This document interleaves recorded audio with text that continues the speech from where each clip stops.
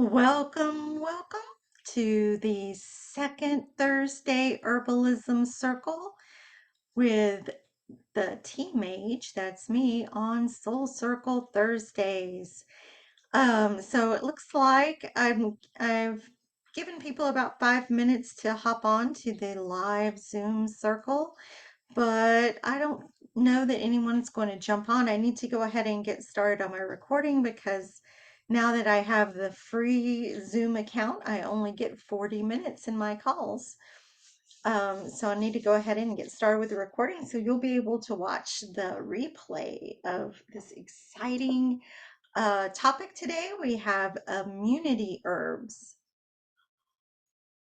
and I'm drinking some rooibos tea. Rooibos is an herb that can be used to help boost your immunity. So I have a little presentation to share to kind of guide us along. So I'm going to go ahead and share my screen. And let me get this presentation going here. All right, and I'll be looking for participants in case anyone hops on. Now, how these circles are going to work, if people join me live, we'll be sharing, and that's why I'm doing it in the Zoom format so that I'm not just broadcasting out and checking the chat. We can actually talk with our voices and see each other.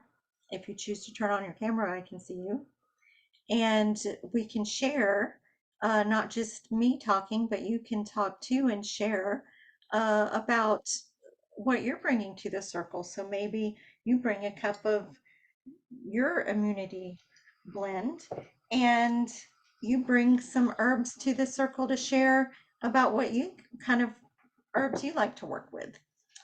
So that's what I did is I brought some with me, and I'll do a little show and tell today.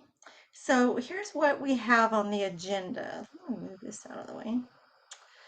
Um, I'm gonna do the introduction. I kind of already introduced myself, and then we'll talk a little bit about culinary immunity herbs. Now, when I first started out planning this topic, I was going to give you all the powerhouse immunity herbs. So if you look up herbs for immune system or herbs for immunity on the on Google, then you're probably going to find those top powerhouse herbs come up. And rooibos was among those, and also things like ignatia and olive leaf, um, ashwagandha, things like that, astragalus. But I decided not to go that route and instead do something a little bit more practical. We're going to focus on culinary immunity herbs because these are herbs that are very commonly had. You probably have them in your house right now and you can cook with them. And they're easy to find at the store. Like, it's the middle of winter, right? And all my herbs were killed in the freeze, basically, except I do have one rosemary bush left. Well, maybe I have like two rosemaries left because I put them in the garage, but they were in pots. But everything else died. But I ran up to Kroger and was able to get this whole plate of herbs from Kroger to talk about. So that makes it really convenient, and also they may be ones that you don't even realize were for immunity, since they're when you look up immunity herbs, they probably don't pop up as the top ones. That may be rosemary. And then if anyone joined me live, I would have you also share your favorite herbs, and then we'll talk a little bit about announcements at the end. So introduction, that's me. I'm the Tea Mage Cat Sticker, and I'm the proprietor of the Tea Mage. I'm an herbalist and an intuitive healer, and also an artist and author, a mother of two, a wife to Michael Sticker, and so I'm many things to many people. So when we talk about immunity, what are we talking about? we're talking about your internal immune system that defends you against types of microorganisms that cause disease. And the first one I want to talk about, well, I combined two together. One is ginger and the other one is garlic. So you may not think of garlic as much as an herb because like I'm not going to put garlic in my tea, right? It probably wouldn't taste too good. But we do cook with garlic as an herb. And so I brought with me some a head of garlic and some ginger root. So these pictures here are of garlic growing. So you can grow garlic. The tops of them just look like chives, basically. And go back to the ginger one. Ginger looks like this. If you plant it, these are what the leaves look like, and you just pull up like the whole bunch of ginger, and they kind of all have grown together at the bottom. So you're gonna have to pull up the whole plant. But what you can do is break off a piece of that and put it back in the ground. Now, ginger is interesting to grow because you can just break off a little knob of this stuff and grow that. You plant it in like an inch of soil. Um, in uh, fall or spring, and then by summer you should have some ginger. With garlic, the garlic that you get at the store, I've heard is not really good for propagating, that you really need to buy seed garlic. So that's not garlic seeds, but it's like cloves of garlic that are gonna probably propagate. So sometimes they treat stuff at the store or they have strains that you can't propagate because they want you to buy theirs. Um, so anyway, there's that. And then there's something called society garlic. It's like chives, but it tastes like garlic. I have some of that growing in the order. Did have it growing. I haven't even checked on the society garlic to see if it's still good. But these are strong, potent herbs, ginger and garlic, and they're very pungent.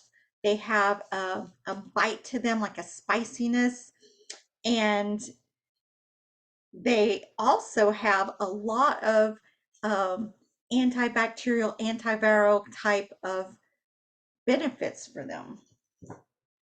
Now, whenever you're whenever you're examining herbs, like just say you never had ginger before fresh, and you want to start connecting with ginger and find out what it's all about, whatever the herb is, you want to take like a little piece of that herb and you look at it, you look to see what it looks like. It looks like this. If you can see it growing in real time, it's really good to that's why I put a picture of what the leaves look like, because this is all you really ever see of ginger. You don't see what the top of it looks like. Um, and so you want to observe it growing in the ground if possible.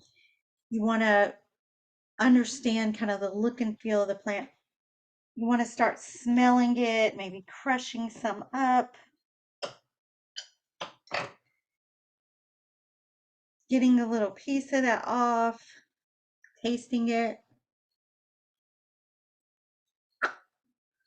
It's really strong. It's so spicy. This super fresh garlic is really spicy. So experience what the herb is like. Is it bitter? Is it spicy? Is it creating like a lot of saliva in your mouth, or is it making all the saliva dry up in your mouth? Is it drying? Is it moistening? What is this herb like to experience? Is it sweet, salty? Like, what does the herb taste like? And then take a few deep breaths with it and and notice how your body starts to feel from the herb. Now, some will be a stronger reaction than others, right? Um, depends on what's going on with your body to begin with. But it's good to notice what effects it has. Now, for instance, ginger is supposed to be really good for anti-nausea if you're feeling nauseated, um, good for stomach aches, things like that. But you may not have known that it is super antibacterial. And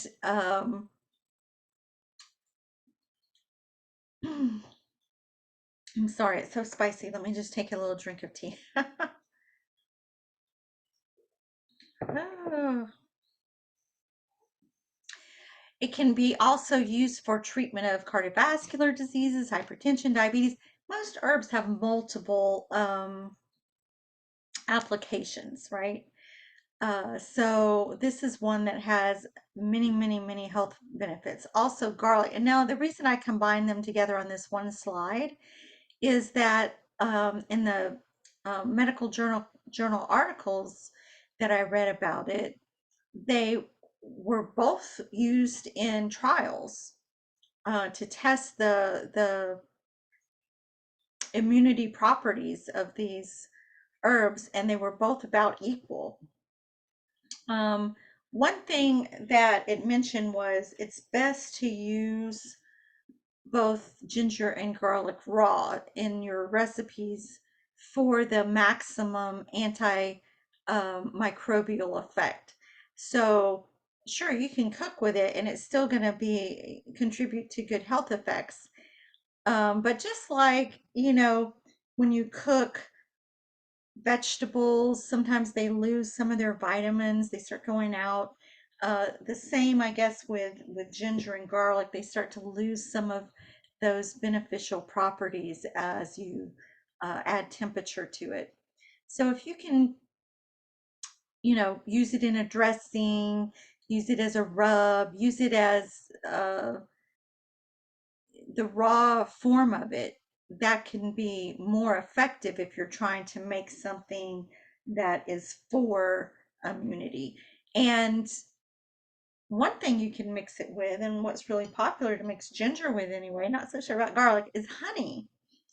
And so, honey garlic for a cough, right? It's supposed to soothe your throat. It's um, good for that. But also it's helping to build back that immunity.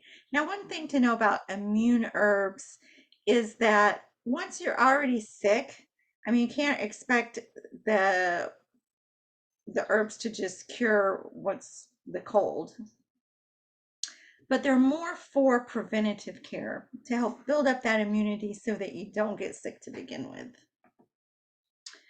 And I've also posted in both the Soul Shifters Guild Facebook group and in the Teenage Tavern a handout on just other suggestions. I mean, it's pretty common sense or things you may have already heard of other ways to build up your immunity other than with herbs. Just simple things like getting enough rest, exercise, eating a healthy diet, not smoking, and just those types of things, washing your hands, that helps to keep your immunity strong. Now, rosemary is the next one that I have to share. This is beautiful rosemary, and these grow in kind of bushy, like plants, like bushes, and you can shape them and everything. Um, Rosemary's pretty hardy. Now, I will say I'm not a great gardener. A lot of times, my plants don't last that long. But rosemary's a perennial. It stays. It's not something like basil dies pretty fast. And it's an annual. You have to plant it every year. Whereas rosemary, this can last for years and years. That's why I try to like move it to the garage when it's winter to save it from freezing to death. Um, it's also pretty hardy in summer if you keep it watered and keep it in the shade. So rosemary. So when you're sitting with your herb, you want to crush it, smell it, taste it. Rosemary has, for me, it tastes sort of like a pine.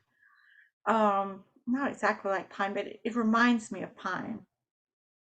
Another thing you can do when you're sitting with your herbs and you start to smell them and taste them, you're using all your senses, right? We talked about how does it make you feel in your physical body, but does it does it evoke any memories? A lot of times smells, tastes will evoke memories. Does rosemary evoke any memories for you? What about, does it evoke any emotions? Sometimes emotional response is more telling than even memories. Excuse me. And then I almost got stuck in my throat. Now, I wouldn't suggest having an herb platter where you're just trying to sit with all the herbs at once, or just do one at a time. And you can take your time and maybe sit with one herb and you can meditate with it for 30 minutes, an hour, just to get to know that herb. Sleep with some under your pillow and learn about one herb at a time. So, rosemary, very, very good immune support. Has a lot of antioxidants. Antioxidants are things that combat what are called free radicals. Free radicals attack you. Can cause cancer, that kind of thing. So rosemary's part of the mint family, or what they call Lamatia family. And that includes, I have some other ones here, thyme, sage, rosemary, mint, and oregano are all part of the mint family. And they have a lot of the same properties. They're all antioxidant, antimicrobial, anti-inflammatory, and antiviral. So rosemary has a lot of potential for all kinds of diseases, and including, it was mentioned, cancer in some of those journals. I have this one, sage. I love fresh sage. This is garden sage. Another one from the mint family, and you wouldn't think it's, I mean, it doesn't smell like mint, right? Sage has its very own strong aroma. So all of the ones from the Lamatia family have a very strong aroma that's distinctive and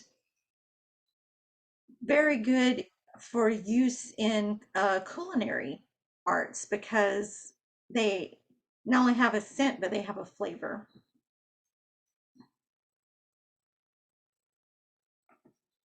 Okay.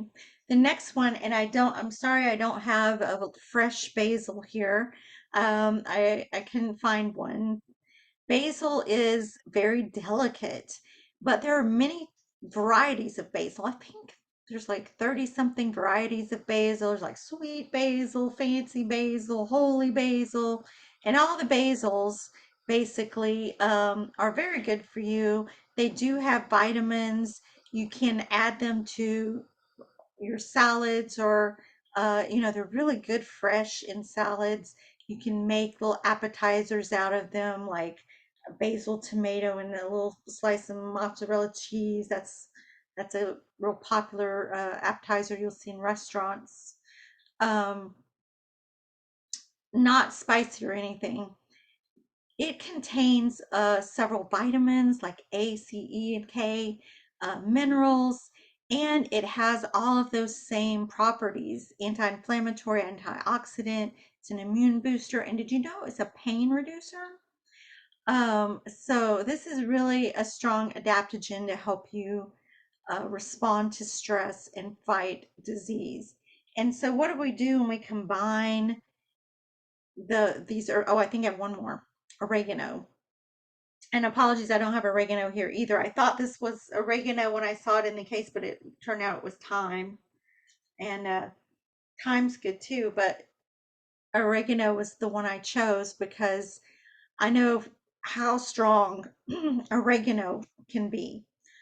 Oregano, it's Its antimicrobial properties are so strong. It's a really good one to use in a homemade cleaner. So it has all kinds of properties that fight bacteria, staph infection, viruses, and it also has antioxidants and stuff. It's from that same family of herbs. And it also has pain killing properties. But if you get some oregano essential oil, you can add that to a bottle of water and use that as a spray cleaner. You don't need that much in the bottle either. It can be mostly water and then maybe like 10 drops of oregano essential oils.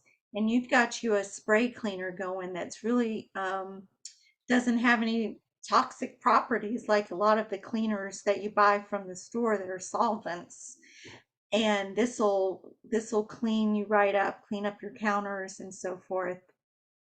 You can also spray it on to other plants to drive away pests like ants and things like that. I did spray in our pantry oregano and mint, like peppermint oil, when we were having an ant issue in the pantry to try to keep them away. And of course, if you combine oregano and basil and garlic, what do you have? You have your Italian dinner. So just think about how good that is for you. And if you can put it together in like a salad dressing where it's not cooked, then that's even better because like I said, sometimes the heat can destroy some of the properties, but it's still good for you, even if you cook with it. So that's all I had about those herbs. That was all I was going to share about those herbs. I did post a recipe in the Teenage Tavern and the Soul Shifters Guild Facebook group for some grilled salmon spinach salad. That's a real healthy meal. You could just use the dressing and skip that salad that I suggested and make you could put it on any salad, really, any kind of salad you want. Um, you can use it to baste anything else, and maybe instead of salmon, you want to baste some chicken with it. And that would be fine too. You could use it as a dip for your bread. Of course, bread isn't as healthy as salad. So if you have some immunity herbs to share, why don't you share your favorite ones in the comments in the groups? And now I just have a few announcements. Well, I already told you about the posts, the handouts that I have. Um, so coming up on Sunday, we're going to be in week 1 of the Minimize to Maximize 7-week reset. So I hope you're ready for that. And it's the first week is food. So you'll be choosing 7 food items if you choose to participate. 7 food items that is all that you will get for the week. And we'll talk a lot more about it on week 1. And that's at noon, and it will be live in the groups. It won't be on Zoom. And in fact, I'm thinking of switching from Zoom to Skype because Skype, I'm not going to be limited to 40 minutes. So I'm going to practice with Skype and see if that would be a good replacement for Zoom. All right, and then Thursday, we have our first meditation circle, and that will be on the topic of immunity. So we'll do an activation around immunity. And then in February, so our herbalism circle topic in February is going to be herbs for heart and circulatory support. And so every second Thursday of the month is the herbalism circle. So same time, same bat channel. We'll talk about herbs for heart and circulatory. And why are we talking about herbs for heart in February? Heart, because it's Valentine's Day in February, so we're focusing on the heart. All right. So that is all I have for this circle tonight. Took me about 30 minutes, and I feel like if we had more participants and we were all sharing, it probably would run about 45 minutes to an hour. So, depending on how many people we have. So I look forward to some circles in the future. And look, I got my Mardi Gras beads out of the king cake. And these are the new teenage colors. That's why I'm wearing them. I'm that excited. And look, got the little baby. All right. So also, if I had, more people present, we could open sacred space together and just do more sharing. So I hope that you'll join us in the future. Bring a friend. It'll be more fun. All right, much love to all. This I will post this recording as soon as I can. Thank you. Good night.